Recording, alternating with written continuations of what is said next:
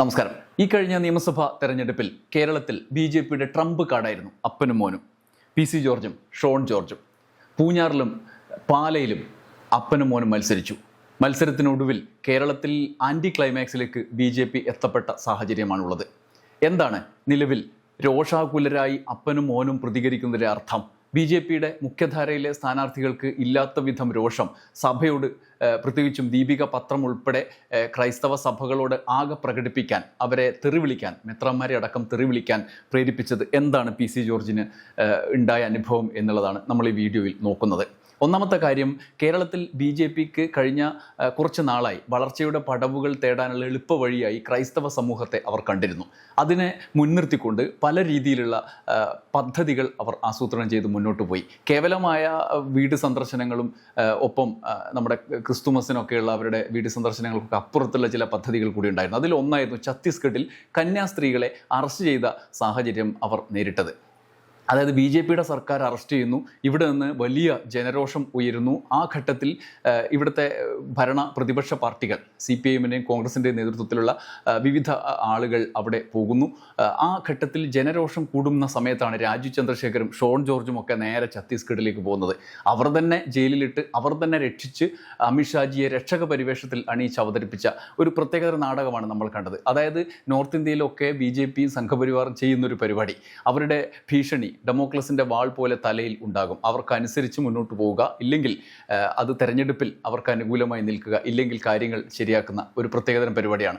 ഈ തെരഞ്ഞെടുപ്പ് ഇങ്ങനെ മുന്നിൽ നിൽക്കുമ്പോഴാണ് FCRA നിയമ ഭേദഗതിയുമായി BJP അതേ തന്ത്രവുമായി വരുന്നത്. എന്നാൽ FCRA നിയമ ഭേദഗതി ഇവിടുത്തെ BJPക്ക് വലിയ ആഘാതമായി മാറുകയാണ് ഉണ്ടായത്. FCRA നിയമ ഭേദഗതി നിയമം കൊണ്ടുവരിക, അതിൻ്റെ പ്രപ്പോസൽ കൊണ്ടുവരിക, അത് വലിയ പ്രതിഷേധം ഉണ്ടാവുക, അപ്പോൾ അത് പിൻവലിക്കുക. അങ്ങനെ ക്രൈസ്തവരൊന്നാകെ BJPയുടെ പിന്നിൽ അണിനിരക്കുമെന്നാണ് അവർ വിചാരിച്ചത്.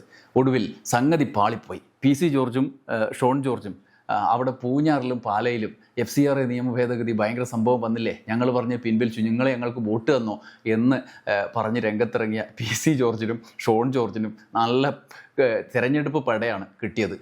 അവിടുന്ന് ക്രൈസ്തവ സഭയും ക്രൈസ്തവ വോട്ടർമാരും ഓടുപാട് കാലുവാരി എന്നാണ് അവർക്കിപ്പോൾ മനസ്സിലായത്. കാരണം ഇമാതിരി സാധനം വെച്ചിട്ട് ഇവിടെ പരിപാടി നടത്തി വോട്ട് നാടാം എന്നുള്ള പദ്ധതികളൊന്നും കൊണ്ട് വരണ്ട, നേരെ വിട്ടോ എന്ന് പറഞ്ഞു രണ്ടാളോടും. കഴിഞ്ഞ തവണ PC ജോർജിനോട് ഈരാറ്റുപേട്ടയിലെ മുസ്ലിങ്ങൾക്കെതിരായ വെറുപ്പിൻ്റെ, വിദ്വേഷത്തിൻ്റെ വാചകങ്ങൾ ഓർമ്മിച്ചുകൊണ്ട് അവിടുത്തെ സമൂഹം നൽകിയതിന് അതേ പോലത്തെ ഒരു തിരിച്ച് അടി ഇത്തവണയും ലഭിച്ചു എന്നാണ് PC ജോർജിൻ്റെ രോഷമൊക്കെ കാണുമ്പോൾ നമുക്ക് മനസ്സിലാവുക. എന്തായാലും ഷോൺ ജോർജ് രാവിലെ തന്നെ രോഷവുമായി രംഗത്തിറങ്ങി. അതാണ് ആദ്യം നമ്മൾ കാണാൻ പോകുന്നത്. ദീപിക പോലെയുള്ള പത്രങ്ങളുടെ ഇടപെടൽ അത് വോട്ടുകളെ സ്വാധീനിക്കും എന്നൊന്നും ഞാൻ വിശ്വസിക്കുന്നില്ല. പക്ഷേ ദീപിക എടുക്കുന്ന നിലപാടുകളിൽ നമുക്ക് തുറന്ന് പറയാതിരിക്കാൻ പറ്റില്ല. കാരണം ഇലക്ഷൻ സമയമാകുമ്പോൾ എല്ലാവിധ ആനുകൂല്യങ്ങളും ഇവരൊക്കെ പറയുന്ന എല്ലാ കാര്യങ്ങളും ചെയ്തു കൊടുക്കുന്നവരാണ്. പക്ഷേ സമയമാകുമ്പോൾ കോൺഗ്രസിന് വേണ്ടിയും ചില വ്യക്തികൾക്ക് വേണ്ടിയും ദീപികയ്ക്കകത്തിരുന്ന് സഭാപിതാക്കന്മാർ പോലും അറിയുന്നതല്ല, ചില വ്യക്തികൾ പത്രത്തിനുള്ളിലിരുന്നുകൊണ്ട് കാണിക്കുന്ന ഈ രാഷ്ട്രീയം, അത് പിതാക്കന്മാരെ നേരിൽ കണ്ട് പരാതി അറിയിക്കും. ഷോൺ ജോർജിൻ്റെ രോഷം കണ്ടില്ലേ? ഷോൺ ജോർജ് രോഷം കൊള്ളാൻ ഒരു കാരണം കൂടിയുണ്ട്. കാരണം ഏറ്റവും ഒടുവിൽ കേരളത്തിൽ ഈ പ്രചരണത്തിന് നടക്കുന്നതിന് സമാന്തരമായി അസമിലും നിങ്ങൾ തെരഞ്ഞെടുപ്പ് നടക്കുന്ന നിങ്ങൾ അറിഞ്ഞിട്ടുണ്ടാവും. അവിടെ ഹിമന്ത് ബിശ്വ ശർമ്മ എന്ന് പറയുന്ന ഒരു BJP നേതാവും അതിനനുസരിച്ചുള്ള വിദ്വേഷ പ്രാസംഗികരമൊക്കെ അഴിച്ചുവിടുന്ന വിദ്വേഷ പ്രചരണം ഇന്ത്യയിലാകെ വലിയ ചർച്ചയായിരിക്കണം. നമുക്ക് ഈ കേരളത്തിലെ തെരഞ്ഞെടുപ്പിൻ്റെ സമയത്ത് ശ്രദ്ധിക്കാൻ പറ്റിയിട്ടുണ്ടാവില്ല നിങ്ങൾക്ക്. ഇനി അത് കൂടി വന്ന് ഇന്നത്തെ ദീപിക സഭ ഒക്കെ ഇവർക്കെതിരായ നിലപാട് കൈക്കൊള്ളുന്നതിൻ്റെ അടിസ്ഥാനം ക്രൈസ്തവർക്കെതിരെ നോർത്ത് ഇന്ത്യയിലടക്കം നടക്കുന്ന അതിക്രമങ്ങൾ കൂടിയാണ്. ദീപികയുടെ ഒരു മുഖപ്രസംഗം കൂടി വന്നു കടുത്ത ഭാഷയിൽ BJPക്കെതിരെ. ഇനി തെരഞ്ഞെടുപ്പ് ആരവം ഒഴിഞ്ഞു, ഇനി നവകേരളം ഒരുക്കാമെന്ന തലക്കെട്ടിൽ ദീപിക എഴുതിയ, ക്രൈസ്തവ സഭയുടെ മുഖപത്രം ദീപിക എഴുതിയ മുഖപ്രസംഗത്തിലെ ചില വരികളുണ്ട്. അതാണ് ഷോൺ ജോർജിനെ ഒന്നാമതായി ഇപ്പോൾ അദ്ദേഹത്തിന് രോഷം കൊള്ളുന്നതിൻ്റെ അടിസ്ഥാന കാരണമായി അദ്ദേഹം ചൂണ്ടിക്കാണിക്കുന്നത്. അതിലെ വരികൾ ഞാൻ വായിക്കാം. രാജ്യത്തെ മറ്റു പല മുഖ്യമന്ത്രിമാരെയും പിന്തള്ളി വർഗീയ രാഷ്ട്രീയത്തിൻ്റെ കൊടിയേന്തുകയാണ് അസം മുഖ്യമന്ത്രി ഹിമന്ത ബിശ്വ ശർമ്മ. മുസ്ലിങ്ങൾക്കും ക്രൈസ്തവർക്കുമെതിരെ വിദ്വേഷം ചൊരിയുന്നതാണ് അധികാരം നേടാനും നിലനിർത്താനുമുള്ള കുറുക്കു വഴിയായി അദ്ദേഹം കണ്ടിരിക്കുന്നത്. തെരഞ്ഞെടുപ്പിന് തൊട്ടു മുമ്പ് ബീഫ് ഒരു വിഷയമാക്കി അദ്ദേഹം വലിയ ധ്രുവീകരണത്തിന് മുതിർന്നു. സ്വന്തം വീടുകളില്ലാതെ പുറത്ത് ബീഫ് കഴിക്കാൻ ഉപയോഗിക്കാൻ ഒരു തരത്തിലും അനുവദിക്കില്ലെന്നാണ് അദ്ദേഹം പറഞ്ഞത്. ഒരു ഭക്ഷണം തെരഞ്ഞെടുപ്പ് വിഷയമാക്കുന്നത്ര വിവരക്കേട് ലോകത്തിൽ ഇന്ത്യയിലേ ഉള്ളൂ.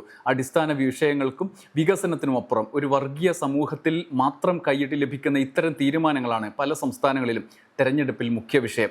തെരഞ്ഞെടുപ്പിന് ശേഷവും രാഷ്ട്രവും മുന്നോട്ട് പോകും. അതിൻ്റെ ഗതി പുരോഗമനപരമാകേണ്ടതും മതവർഗീയതയിൽ നിന്ന് ജനാധിപത്യത്തെ മോചിപ്പിക്കേണ്ടതും അതീവ പ്രാധാന്യമുള്ള കാര്യമായിരിക്കുന്നു. ഇന്ത്യൻ രാഷ്ട്രീയത്തെ ഇപ്പോൾ നിർവചിക്കുന്നത് മതത്തിൻ്റെ സ്പന്ദമാപിനികളാണെന്ന യാഥാർത്ഥ്യത്തെ ഇനി മറച്ചു വയ്ക്കുക എളുപ്പമല്ല. അഭിസംബോധന ചെയ്യുകയാണ് വേണ്ടത്. തെരഞ്ഞെടുപ്പ് കഴിയുകയും വോട്ടിൻ്റെ സമ്മർദ്ദം ഒഴിയുകയും ചെയ്തതിനാൽ ഇനിയുള്ള ദിവസങ്ങളിലും ഒത്തുചേർന്ന് നവകേരളം കെട്ടിപ്പടുക്കാം എന്ന് ദീപിക മുഖപ്രസംഗത്തിൽ വ്യക്തമാകുന്നു. രാവിലെ തന്നെ ഇതും കൂടി വായിച്ചപ്പം ഷോൺ ജോർജിന് ഇരിക്കപ്പുറതിയില്ല. ഷോണിന് മാത്രമല്ല, പിന്നാലെ അപ്പൻ PC ജോർജും രംഗത്തിറങ്ങി. PC-യുടെ പ്രശ്നം ഇത് മാത്രമല്ല, PC-യുടെ മണ്ഡലത്തിൽ തന്നെ PC-ക്ക് അല്ല UDF സ്ഥാനാർത്ഥിക്ക് വോട്ട് ചെയ്യണമെന്ന് പറഞ്ഞിട്ട് ചില മെത്രാന്മാർ രംഗത്തിറങ്ങി എന്നാണ് PC ഇപ്പോൾ പറയുന്നത്. ഒരു മെത്രാൻ പറഞ്ഞാൽ മാത്രം അറിയുന്ന വോട്ടാണോ അവിടെയുള്ള പൗരന്മാരുടേത് എന്നുള്ള ചിന്ത PC ജോർജിനൊന്നും ഇല്ല. അങ്ങനെ അത് ആലോചിക്കുന്ന ഘട്ടത്തിൽ നമുക്ക് മനസ്സിലാവുക PC ജോർജിന് അനുകൂലമായി വോട്ട് ചെയ്യാൻ പറഞ്ഞില്ല എന്നാണ്. ഈ FCRA നിയമം പോലെയുള്ള ഡെമോക്രസിൻ്റെ വാള് മുകളിൽ തൂക്കിയിട്ട് ഈ തെരഞ്ഞെടുപ്പ് കാലത്ത് മുന്നോട്ട് വന്നിട്ട് അത് പിൻവലിക്കാം, നിങ്ങളെ ഞങ്ങൾക്ക് വോട്ട് ചെയ്യണമെന്ന് പറഞ്ഞ് വോട്ട് ചെയ്യിക്കാൻ മാത്രം, അങ്ങനെ ചെയ്യാൻ മാത്രം വിഡ്ഢികളല്ലല്ലോ ക്രൈസ്തവർ മാത്രമല്ല, ഒരു പൗരരും ഒരു വോട്ടറും അങ്ങനെയുള്ള വിഡ്ഢികളല്ലോ. അത്തരം കുരുക്കിലേക്ക് വീഴാൻ തയ്യാറായില്ല എന്ന് മാത്രമല്ല, അതിൻ്റെ അപകടം തിരിച്ചറിയുകയും PC ജോർജിനെ ഊടുപാട് കാലുവാരുകയും ചെയ്തു എന്ന തിരിച്ചറിവാണ് PC-യെ രോഷാകുലനാക്കുന്നത്. PC ഇന്ന് രാവിലെ തന്നെ മകൻ നടത്തിയ പ്രതികരണത്തിന് അടിയൊപ്പിടാൻ വേണ്ടി രംഗത്തിറങ്ങി. ഷോൺ എൻ്റെ മകനാ, മനസ്സിലായില്ലേ? അല്ല, അത് പിന്നെ സംശയിക്കേണ്ട കാര്യമൊന്നുമില്ലോ. PC-യുടെ മകനാണ് ഷോൺ ജോർജ്, നമുക്കൊക്കെ അറിയപ്പ.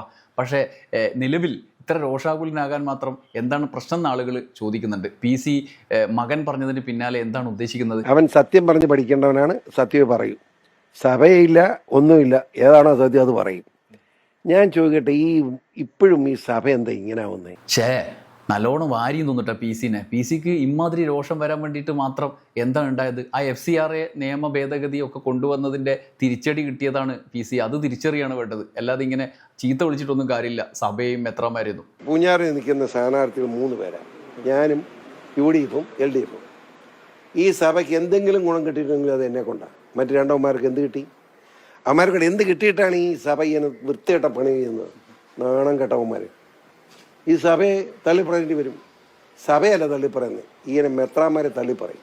ഒരു സംശയം വേണം. പിതാക്കന്മാരെ കുറിച്ചൊക്കെയാണ് പറയുന്നത് എന്നുള്ളത് ഓർമ്മിക്കണം. PC-യുടെ മുമ്പിലെ ഭാഷ അവിടെയും തനിക്ക് അനുകൂലമായി നിൽക്കുന്നില്ല എന്ന് കണ്ടപ്പം അങ്ങ് അപ്ലൈ ചെയ്യാണ് PC ചെയ്യുന്നത്. ബോധം വിവരം വേണ്ട ഇവനൊക്കെ.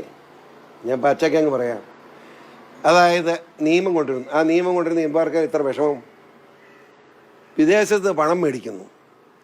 ആ പണം മേടിക്കുന്ന കണക്ക് കൊടുത്താലില്ല കുഴപ്പം. ഇതൊക്കെ രസമല്ല. എന്നിട്ടും കത്തോലിക്ക സഭയാണ് ക്രിസ്ത്യാനിയാണല്ലോ എന്ന് വെച്ചാൽ അമിത്ഷാ നേരിട്ടിടപെട്ട് കത്തോലിക്ക സഭയുടെ ഇതിനോട് പറഞ്ഞു, ഒരു പ്രശ്നമില്ല, നിങ്ങൾ വഴക്കുണ്ടാക്കണ്ട, നിങ്ങളെ ഒരു ഉദ്രവം ഉണ്ടാകില്ല, കണക്ക് തന്നാൽ മതി. ഏത് കണക്ക് തന്നാലും അപ്രൂവ് ചെയ്തേക്കാം. അതുപോലെ തന്നെ റിജു മന്ത്രി ഇതുകൊണ്ട് ക്രൈസ്തവ യോഗത്തിന് ഒരു ബുദ്ധിമുട്ടും ഉണ്ടാകാൻ അനുവദിക്കുന്ന പ്രശ്നമില്ലെന്നു. എന്നിട്ട് ഇവന്മാർ പിന്നെ എന്തിനാണ് കിടന്ന് കുരയ്ക്കുന്നത്? ആ കൊര UDF-ന് വേണ്ട. ഇവൻ്റെയൊക്കെ മനസ്സിലിരിക്കുന്ന നാറിയ രാഷ്ട്രീയമാണ്. ദീപിക പത്രം എഴുതിയ മുഖപ്രസംഗവും ദീപികയിലെ വാർത്തകളും ഒക്കെ PC കാണുന്നുണ്ടായിരുന്നോ? ഷോൺ ജോർജ് പറയുന്നത് കേട്ടിരുന്നു. ദീപിക ഒരു പത്രമാണ്. ആ പത്രം വായിക്കുന്നു വട്ട്. അതിപ്പോൾ ഞാനും എന്നും വായിക്കുന്നുണ്ട്. ചർമ്മം അറിയാൻ വേണ്ടി അത് പറ്റുള്ളൂ. ചർമ്മവാർത്ത. ഇത്ര നാണം കെട്ടിയ ഒരു പത്രമുണ്ടോ? അതിന് ദീപിക PC-യോട് എന്താണ് ചെയ്തത്? 3 സ്ഥാനാർത്ഥി മത്സരിക്കുക. എൻ്റെ പേരോ പടമോ ഇന്നുവരെ വന്നിട്ടില്ല ദീപികയിൽ. അത്ര തന്തയ്ക്ക് പറക്കാത്തവന്മാരാ ആ ദീപിക നടത്തുന്നത്, മനസ്സിലായില്ലേ? അപ്പോൾ PC-നെ നന്നായി അവരും വാരിയല്ലേ? എങ്ങനെ വാരാതിരിക്കും PC? ഒരു സമൂഹം ഒരു തെരഞ്ഞെടുപ്പിനെ നേരിടുന്ന ഘട്ടത്തിൽ ഒരു പ്രത്യേക മതവിഭാഗത്തെ കുരുക്കും മട്ടിൽ FCRA നിയമ ഭേദഗതി കൊണ്ടുവന്നിട്ട് ഇങ്ങനെ വാളുയർത്തി കാണിക്കുന്നത് പോലെ ഭീഷണിക്ക് കീഴിൽ നിർത്താൻ നോക്കിയതല്ലേ നിങ്ങളുടെ സംഘടന, നിങ്ങളുടെ പാർട്ടി? എന്നിട്ട് ആ പാർട്ടി ഇവിടെ വന്നിട്ട് വോട്ട് ചെയ്യണമെന്ന് പറഞ്ഞാൽ, അത് PC ജോർജിന് വോട്ട് ചെയ്യണമെന്ന് പറഞ്ഞാൽ എങ്ങനെ ചെയ്യും? തൽക്കാലം വോട്ട് ചെയ്തോ, ഞങ്ങളിത് മാറ്റിവെപ്പിക്കാം എന്ന് പറഞ്ഞതല്ലാതെ അതൊരു വലിയ ഭീഷണി അവിടെ കിടക്കുകയാണ്. എങ്ങനെ വോട്ട് ചെയ്യും? ഇമാതിരി രാഷ്ട്രീയത്തിന് എങ്ങനെ വോട്ട് ചെയ്യും? 3 മുന്നണി സ്ഥാനാർത്ഥി, 2 മുന്നണി സ്ഥാനാർത്ഥി പടവും, 3ാമത്തെ മുന്നണി സ്ഥാനാർത്ഥി കൊണ്ട് പറയാനുള്ള മര്യാദ കാണിക്കട്ടെ. ഇവന്മാർ തന്തയ്ക്ക് പറക്കാത്തൊരു നിയമരെ പറ്റി, ദീപിയെ പറ്റി വൃത്തികെട്ടവന്മാർ. ആ പത്രം വായിക്കരുതെന്ന് ഞങ്ങളോട് പറയുന്നു. ദൈവം അനുകരിച്ച് നിയമസഭയിലും ഈ പത്രം വായിക്കരുതെന്ന് ഞങ്ങളോട് പറയും. മെത്രാമാരെ ഇങ്ങനെ അവമാനിക്കുന്ന എന്തിനാണ്? അവർ ബഹുമാന്യരായ മനുഷ്യരല്ലേ? നിങ്ങൾ ആര് പറയും മെത്രാമാരാ സഭയെന്ന്? സഭയെ മെത്രാമാർ വീട്ടിനകത്ത് സഭയിലെ അതായത് ഇപ്പോൾ ഒരു പട്ടം കിട്ടിയാൽ ആൾ ചാകുന്നവരെ പട്ടം കിട്ടിയിട്ടുണ്ട് അച്ഛനെ. ഒരു മെത്രാനായാൽ ചാകുന്നവരെ മെത്രാനാണ്, അത് മാറ്റാൻ പറ്റുകയില്ല. അതാണ് സഭയുടെ നിയമം. എന്ന് വിചാരിച്ച് ഉമ്മാർ പറഞ്ഞ മുഴുവൻ കേട്ടോണമെന്നൊന്നും സഭയെ പറഞ്ഞിട്ടില്ല. സഭ ഞാൻ വിശ്വാസിയാണ്. കഴിഞ്ഞ ഞായറാഴ്ചയും പള്ളിയിൽ പോയി കുർബാന കണ്ട് കുമ്പസാരിക്കുക മാത്രമല്ല, കുർബാന കണ്ടത് മാത്രമല്ല, കുർബാന കൈക്കൊണ്ടവനായി. ആ ഞാനാ പറയുന്നത് ഈ മെത്രാൻ കഴിക്കുന്ന പൂക്കൃത്തരമാണെന്ന് മനസ്സിലായില്ല. ചുരുക്കത്തിൽ PC-ക്ക് മോനും നല്ല പണി കിട്ടി. ആ പണി വെറുതെ കിട്ടിയതല്ല. കേരള രാഷ്ട്രീയം എന്ന് പറയുന്നത് മറ്റേതെങ്കിലും ഉത്തരേന്ത്യൻ സംസ്ഥാനങ്ങളിലേതുപോലെയുള്ള രാഷ്ട്രീയ സാഹചര്യത്തെ അഭിമുഖീകരിക്കുന്നതല്ല. അങ്ങനെയുള്ള രാഷ്ട്രീയ സാഹചര്യത്തിന് സമാനമായി കേരളത്തിൽ വോട്ട് കൈക്കലാക്കാൻ വേണ്ടി ഭീഷണിയുടെ രാഷ്ട്രീയം കൊണ്ടുവന്നാൽ 8 പാക്കറ്റാക്കി മടക്കിയിട്ട് ചാക്ക് കെട്ടി വിടാനാണ് പറയുക. അതാണ് PC-യോടും മോനോടും ഇപ്പം അവിടുത്തെ പൂഞ്ഞാറിലെയും പാലയിലെയും ജനങ്ങൾ പറഞ്ഞത്. അതിന് സഭയോടും മെത്രാന്മാരോടും ദീപിക പത്രത്തോടും രോഷം കൊണ്ടിട്ടൊന്നും കാര്യമില്ല. മനുഷ്യന് അനുകൂലമായ, മനുഷ്യനോട് അനുഭവമുള്ള, മതത്തിനൊക്കെ ഉപരിയായി എല്ലാവരെയും ഒരുപോലെ കാണുന്ന മനസ്സുമായി രാഷ്ട്രീയത്തിന് മുന്നിലേക്ക് വരികയാണ് വേണ്ടത്. ആ രാഷ്ട്രീയത്തിൻ്റെ പതാക എന്തുകയാണ് വേണ്ടത്. PC-യും മകൻ ഷോൺ ജോർജും ഇപ്പോൾ പിടിച്ചിരിക്കുന്ന പതാക അപകടകരമായ രാഷ്ട്രീയത്തിൻ്റെ പതാകയാണ് എന്ന മുന്നറിയിപ്പാണ് അവിടെ നിന്ന് ഇപ്പോൾ നിങ്ങൾക്ക് കിട്ടിയിട്ടുണ്ടാവുക. PC ജോർജിനും ഷോൺ ജോർജിനും പൂഞ്ഞാറിൽ നിന്നും പാലയിൽ നിന്നും കിട്ടിയിട്ടുണ്ടാവുക. അത് തിരിച്ചറിയാൻ മനസ്സ് കാണിക്കാതെ ഇപ്പോഴും ഇങ്ങനെ തെറി പറഞ്ഞുകൊണ്ട് മുന്നോട്ട് പോയാൽ ഈ ഗതി അങ്ങോളം പോവും. ഈ ഗതിയിൽ തന്നെ മുന്നോട്ട് പോവുക എന്ന് മാത്രമല്ലാതെ വേറൊന്നും പറയാനില്ല. നന്ദി, നമസ്കാരം.